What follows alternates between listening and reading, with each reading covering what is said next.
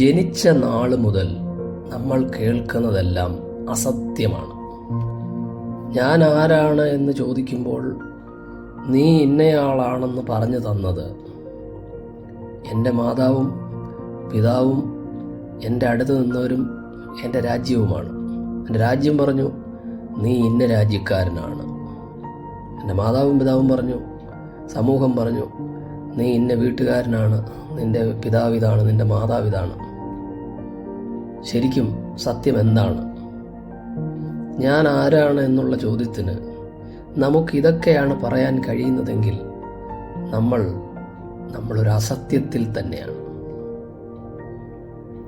ശരിക്കുമുള്ള ഞാൻ ആരാണെന്നറിയണമെന്നെങ്കിൽ അതിനാണ് സത്യമായ വേദം നാം അറിയേണ്ടത്.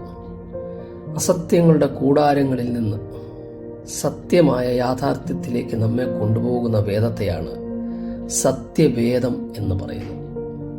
ആ സത്യവേദത്തിൽ മിണ്ടാതെ ഇരുന്ന് ഞാൻ ദൈവമെന്നറിയുവാൻ നമ്മുടെ സങ്കീർത്തന കാലം മുതൽ തന്നെ പറയുന്നുണ്ട്. അവിടെ ഞാനെന്നത് ആരാണെന്നുള്ളതിൻ്റെ വ്യക്തമായ അറിവ് അറിയിക്കുവാൻ വേണ്ടിയാണ് ശിഷ്യന്മാരെ പോലും ക്രിസ്തു ഈ ലോകത്തിലേക്ക് അയക്കുന്നത്.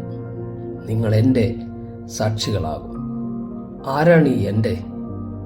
ഞാൻ അറിഞ്ഞു വച്ച താൽക്കാലികമായ ഈ ശരീരത്തിൻ്റെ അറിവുകളെക്കുറിച്ചാണോ? അല്ല. അപ്പോസ്തലന്മാരതിന് വ്യക്തമായ ഡെഫിനിഷൻസ് കൊടുക്കുന്നുണ്ട്. നിങ്ങൾ ക്രിസ്തുവിനോടുകൂടെ മരിച്ച് അവനോടുകൂടെ ജീവിച്ചിരിക്കുന്നു. ജഡത്തിൻ്റെ ഇഷ്ടത്താലല്ല, പുരുഷന്റെ ഇഷ്ടത്താലല്ല. പിന്നെ ആരാ? അവിടെയാണ് യോഹന്നാന്റെ സുവിശേഷത്തിൽ നമുക്ക് വായിക്കാൻ കഴിയുന്നത്, നിങ്ങൾ ആരാണെന്ന് ഇതുവരെ പ്രത്യക്ഷമായില്ല. അവൻ പ്രത്യക്ഷനാകുമ്പോൾ നാം അവനെ താൻ ഇരിക്കും പോലെ തന്നെ കാണുന്നതാകൊണ്ട് നാം അവനോട് സദൃശ്യന്മാരാകും. അപ്പോൾ ഞാൻ ആരാണെന്നറിയണമെങ്കിൽ സ്വസ്ഥമാകണം.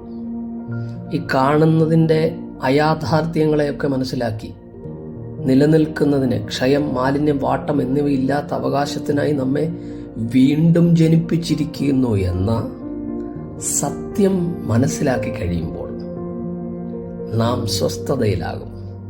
അതാണ് സത്യം. ബാക്കിയുള്ളതെല്ലാം തെറ്റായ അറിവുകൾ മാത്രമാണ്.